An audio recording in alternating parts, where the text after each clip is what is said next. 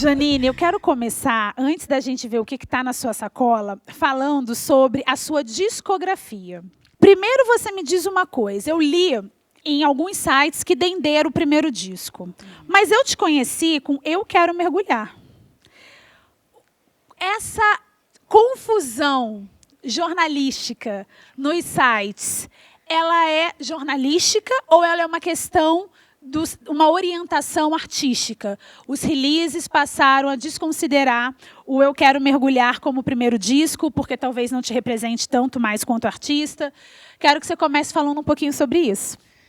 Agradeço muito essa fala já de começo, porque o que aconteceu realmente, Eu Quero Mergulhar é o primeiro disco. Foi o que me trouxe até aqui, inclusive. As pessoas do meio falavam, não é um disco, porque não tem mais de 7 faixas, é um EP. Eu fico sempre chateada, inclusive, quando não falam sobre isso. Porque, assim, se não fosse o Eu Quero Mergulhar, eu não estaria aqui, não existiria absolutamente nada da minha obra. Inclusive, ele já é ali uma demonstração da mistura musical que eu gosto de fazer, porque já era rap com samba. O que me trouxe aqui pode me fazer nunca mais voltar. Eu vou repetir uma pergunta que eu faço com recorrência. Quais eram as referências da menina Janine? Quais eram os primeiros sons que você se lembra de ouvir coletivamente? E o coletivo de uma criança é a família, né? Eu fui criada ouvindo muito samba por causa do meu pai. Em Brasília. Em Brasília.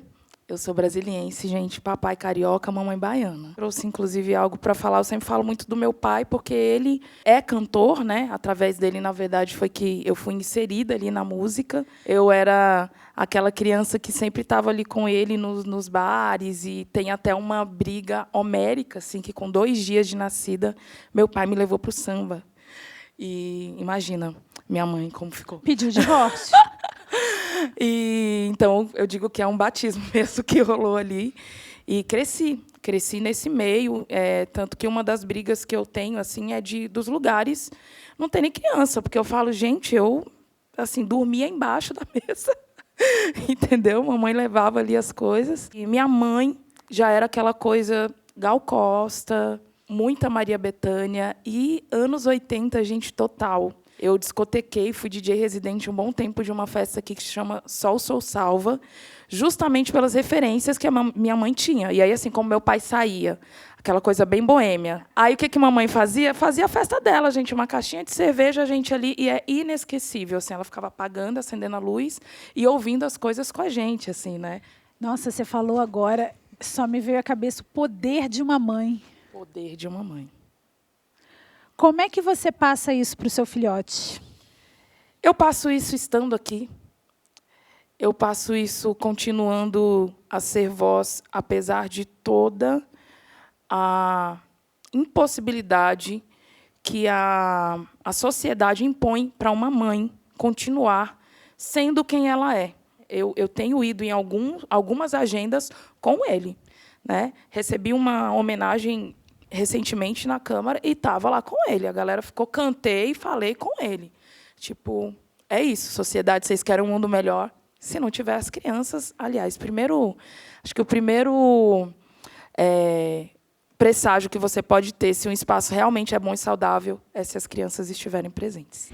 Curador, traz o amor, faz esse povo sorrir, cantando samba, eu sou mais feliz. Vamos começar com essa sua sacola linda. Vamos tentar fazer uma cronologia. Qual é o primeiro objeto mais antigo dessa sacola que você possa começar contando a sua história? Mais antigo é esse. O samba do Gente, o samba do Irajá e de outros subúrbios, simplesmente um dos livros da extensa bibliografia escrita por Ney Lopes. Eu tive a oportunidade de regravar Ney Lopes e já me acompanhava pelo meu pai, né, que o ouvia. E aí essa coisa de sempre estar lendo Ney Lopes, porque ele traz a lembrança, essa coisa da memória, e ele demonstra e mostra na prática que, se não fosse toda essa questão que a gente tem da rua, da cultura periférica, do que acontece, de fato, com a presença e a união das pessoas, a comunidade, muito do que o nosso Brasil não existiria, principalmente se tratando de cultura negra. Meu avô não foi qualquer não foi qualquer Me diz uma coisa, como que essa Janine que frequentava, que com 2 dias estava no samba, como é que essa Janine acabou se tornando cantora? Quando é que você percebeu? Você tinha ali quantos anos, mais ou menos, quando te deu seu primeiro estalo? Nossa, queria fazer isso também. Eu tive uma trajetória de reconhecimento da minha voz que ela tem a ver com o fato de que, primeiro, essa coisa da boemia era muito forte. De fato, meu pai era aquele estereótipo do sambista do começo, assim, né? Então, eu tinha um pouco de receio do que seria ser uma cantora, ser uma artista. Imagina o receio da sua mãe. E aí, na adolescência, veio essa coisa de descobrir a voz e ouvir essas coisas mais internacionais e ficava Unbreak my heart, say love you care. E aí, na adolescência, eu entrei na igreja evangélica.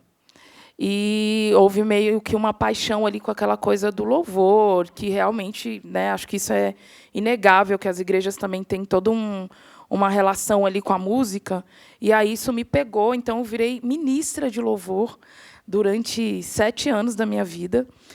Então eu não tinha uma relação, eu não olhava para isso comercialmente falando. Aí, quando eu vim para Curitiba, isso é muito louco, gente, que eu não vim para cantar, não tinha nada a ver. E, nessa época, conheci a Amanda, que é uma transista, e a Deb Tranças. Elas começaram a me levar para o rap. E aí, nessa, estou lá na festa e tal, e começaram a me ouvir. Cantei alto demais. E me ouviram, você é cantora. Não, não sou, não, não sou, não, não sou, você é, não, não sou. E aí, acabei mostrando as coisas para ele. Eu componho há muito tempo. Para ele? Um MC que chama Murphy. E foi essa pessoa, na verdade, que me chamou, assim, na realidade. Que falou, olha, você é uma cantora, eu estou fazendo um EP e eu quero que você participe. Então, olha para isso. Eu tenho essa faixa aqui, preciso de um refrão. Vamos compor? E aí a coisa da música me pegou ali e eu comecei a realmente ir. Quando eu fui fazer o refrão, automaticamente o Luiz Cílio e o Cabes, que são MCs também, produtores musicais, me chamaram e me deram o EP Eu Quero Mergulhar. Você tem nessa sacola algum objeto que lembre esta época? Tenho.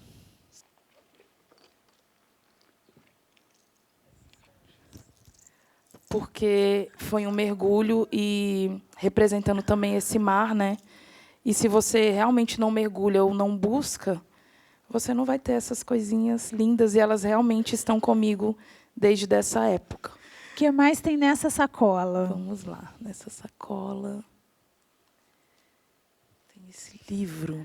Sonhos e Esperanças, de Luz Ribeiro. Isso. É um livro infantil. É um livro infantil, mas ele entrelaça o meu caminho porque eu conheci a Luz Ribeiro, que, inclusive, né, uma das nossas maiores poetisas, escritoras desse país, incrível. Conheci a Lu em uma audição em São Paulo para o musical do Cartola. E aí, quando eu estava gestante, ela me mandou esse livro.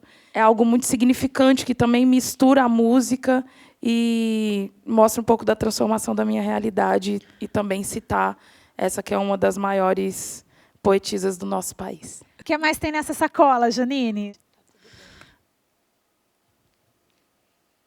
Nossa, é o seu cheiro de agora, inclusive, não é? É. Por que celebre agora o Boticário, gente? É merchan?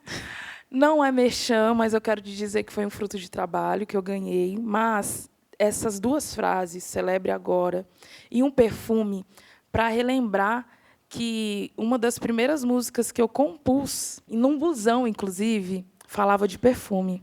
E ela fala assim, comprei o melhor dos perfumes para exalar o amor que a você me une. Para lembrar que o romantismo ele é necessário.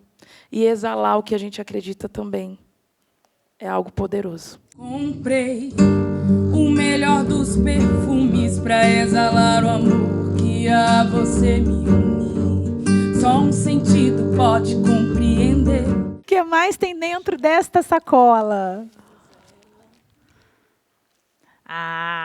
Bethânia, esse disco lindíssimo, Pássaro Proibido, essa capa icônica. Como é que esse disco te atravessa? Por que ele te atravessa tanto? Ele me atravessa por causa da minha mãe. Eu trouxe para falar disso, assim, do quanto fez com que eu tivesse um repertório que eu, se fosse hoje, digamos assim, estudar, não seria algo fácil, né, de se construir. E Bethânia também fez esse processo migratório que você fez, né? Bethânia sai de Santo Amaro da Purificação e se estabelece no Rio de Janeiro.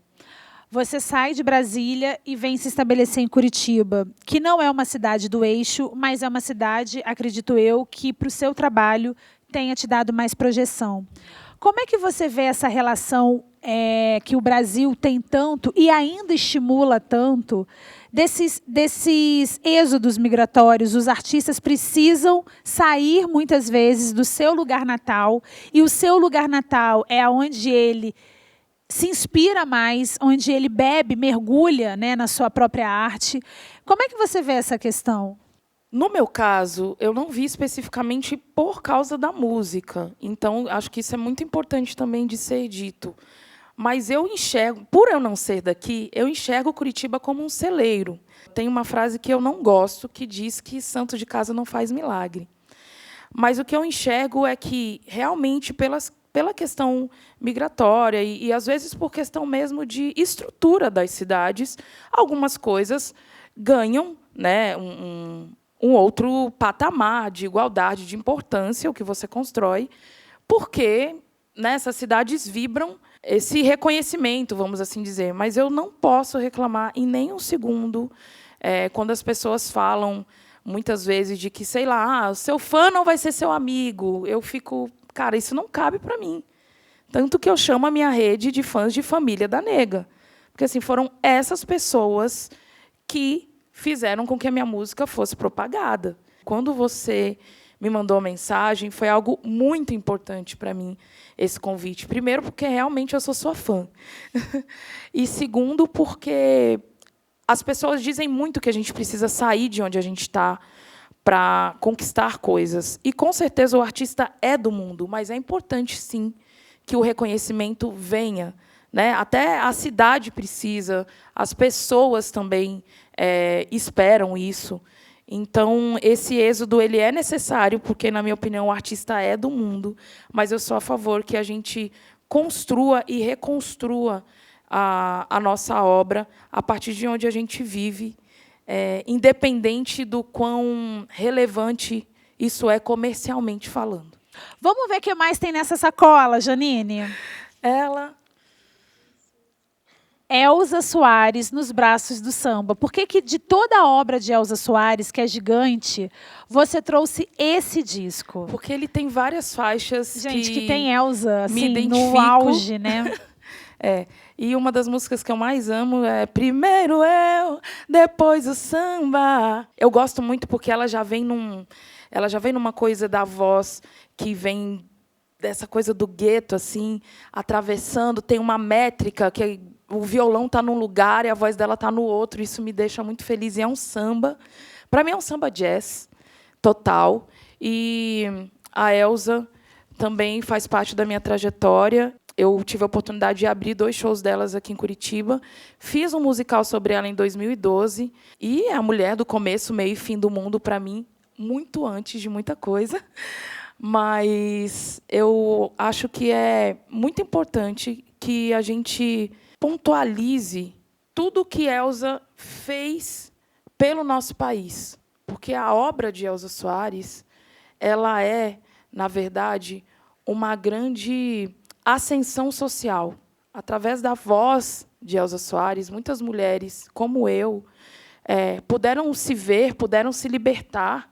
E eu acredito que toda cantora preta brasileira ela tem Elza na veia. Primeiro eu, depois o samba.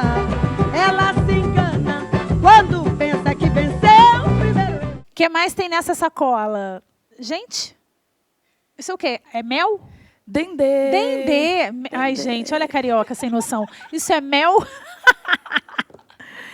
Isso é presente também? Vou levar pro Rio? Olha ela, eu ganhei de presente. A gente faz o quê? Posso Joga uma providenciar. indireta. Eu arranjo uma garrafinha pra gente dividir isso aí, meia. Acabei de ganhar de uma amiga que veio de Salvador. E, enfim, representa o meu disco, é o óleo que tudo azeita. Dendê é o óleo mais usado no mundo. Você vai olhar lá num biscoitinho que você está comendo, óleo de palma. Gente, é dendê, tá? Eles só mudam um nomezinho ali, mas é dendê. E quando a gente lançou esse disco, eu fiquei, qual vai ser o nome? Qual vai ser o nome? E aí eu acordei e uma voz veio assim, Dendê. O nome do seu disco é Dendê. Está eu, você e eu. Opa! Fala mais um pouco. E aí que eu fui mergulhar nisso. Tem até uma foto, a capa do meu disco, eu estou literalmente banhada de dendê. Mas antes disso, em casa, eu peguei dendê e passei no meu corpo, rezei, fiquei entendendo o que era aquela energia, que é um calor, né? Literalmente. Depois, pessoal, você passou mesmo dendê, isso é dendê na sua cara? É. Quem tem dendê pode botar pra ferver. Quem tem dendê pode botar pra ferver. O que mais tem nessa sacola? Porque Falando esse nisso. tecido é de bordado, né? Isso é uma Isso. telazinha. Mas esse tecido foi da primeira vez que eu fui para Salvador. Na verdade, aqui são Búzios, né? Você está falando de espiritualidade, como desenha. E aí é de Alberto Pita e mãe Nívia Luz, que me recebeu e me levou a primeira vez para Salvador, cortejo afro. E aí eu tive a oportunidade de estar em todo o processo, né, de vivenciar, de fato, o carnaval. Cheguei um mês antes e fui embora no primeiro dia de carnaval. Cantei com o cortejo, o Alberto me chamou, a mãe me chamou, foi incrível. Isso foi antes de Calil, né? Isso foi antes de Calil, gente. Um mês na Bahia, antes de Calil. Mas eu vou voltar com Calil, vocês verão. E aí eu tirei um pedaço desse tecido, pedi para ele na época, e aí ele fica nesse lugar porque eu sou artesã também, gente. E aí é um bastidor que eu deixo na minha parede e ele traz toda essa referência também dessa espiritualidade, porque lá também é o terreiro. Foi a primeira vez que eu pisei num terreiro de candomblé fora da minha casa, né, da minha família, assim. Então eu tenho enorme gratidão pela mãe Nívia Luz e por tudo que Salvador o é. Então, achei relevante trazer aqui. E lá eu recebi a música do Rodrigo Campos. Eu estava no terreiro e ele me mandou uma música que é dele com o Rômulo Frost, que se chama A Bahia Virá. Eu estava no quintal do terreiro. Então, isso aqui significa isso tudo para mim. Bahia virá. Qual é o 8º objeto dessa sacola? Mais um livro. Dessa vez, gente, esse livro tem. Literatura, Pão e Poesia, do Sérgio Vaz. Eu acredito que Sérgio Vaz é uma personificação do que a gente recebe através do rap, através da poesia e através do que a periferia o é. E pão e poesia, né, falando da palavra como alimento. E isso foi o que eu aprendi também nas ruas, né? Também quero citar aqui o Comando Selva, o MV Ramp, o Auri ali da Batalha. E todas essas pessoas, elas estão costuradas para mim através dessa obra e através do que o rap representa para mim. A educação que eu tenho, a educação política, quem me deu foi o rap. Penúltimo objeto dessa sacola. Eu já tinha meio que retirado ele. É isso aqui. Esse ursinho de pelúcia. Esse Eu não tenho filho, gente. É quem? Então, justamente representa o Calil. Não, sim, claro, E imaginei. Mas ele- é alguém famosinho esse bichinho? Porque Não, às vezes eu não é, pego. não é. Esses dias eu peguei uma boneca, era a Elsa. Exato, entendo. Sei lá o nome da Elsa. E todo mundo, você não conhece, não sei o quê. Eu entrei em pânico. Sei como é, amiga. Às vezes eu olho assim, tá o desenho, gente, como é que é isso? E aí vão me contar. Agora o Calil tá na coisa ali do Patrulha Canina. Não conhecia também. Olhei o cachorrinho e falei, que legal. Patrulha Canina, mamãe. Ah, tá. Então, mas esse aqui foi um presente que a gente ganhou. Não tem uma referência específica de um desenho famoso ainda. Tá bem. Mas eu resolvi trazer ele para que ele tivesse... Porque ele está nesse lugar, né? Dessa obra aí da nega. Último objeto dessa sacola linda e cheia de afeto. Uma caneca. Eu canto samba porque o samba é minha devoção e religião. Devoção é um dos seus últimos singles. Isso. Eu trouxe ela porque aqui representa o meu novo negócio, digamos assim, que é uma empresa de canecas e camisetas personalizadas. E por causa dessa frase, que é composição de 2 amigos meus daqui de Curitiba, o Léo Fé, Nego Xande e Rodrigo Paulo de São Paulo. Foi a primeira vez que eu entrei no estúdio para gravar, foi com esse irmão, que é o Nego Xande, aqui no Boqueirão, que era numa periferia daqui. E foi muito legal, Fabiana, que a gente foi todo empolgados e gravamos. Era o single dele, na verdade. Era uma música dele e eu fiz back vocal. Só que essa música ficou na minha cabeça e, na primeira oportunidade, gravei. Tem um videoclipe lindo ali. O samba é minha religião, mais que um dom, minha devoção, minha razão pra sonhar. Mas a lembrança que eu tenho desse dia foi dessa tanta vontade de ser música que nós fomos. O Nego Xande ganhou a gravação, o estúdio e tudo, só que a gente não se ligou como a gente ia embora. E aí, assim, a gravação acabou de madrugada e a gente teve que andar tipo de um bairro para o outro, que era uma coisa assim de 1 hora para ir embora, porque na época tipo táxi era uma coisa surreal. 10 anos atrás, gente, pegar táxi era surreal. Só rico. Já tinha acabado os madrugueiros aí da cidade. E aí trazer isso é um simbolismo e falar disso, estampar, falar dessa história. E eu acredito também no poder que a gente, quando você fala essa coisa de ser artista do agora, que é também algo que Nina Simone fala, né, da gente representar o nosso tempo. Para mim, essas são oportunidades da gente estar replicando e falando de outras formas da música que nós somos. E o nosso país ele é muito isso, sabe?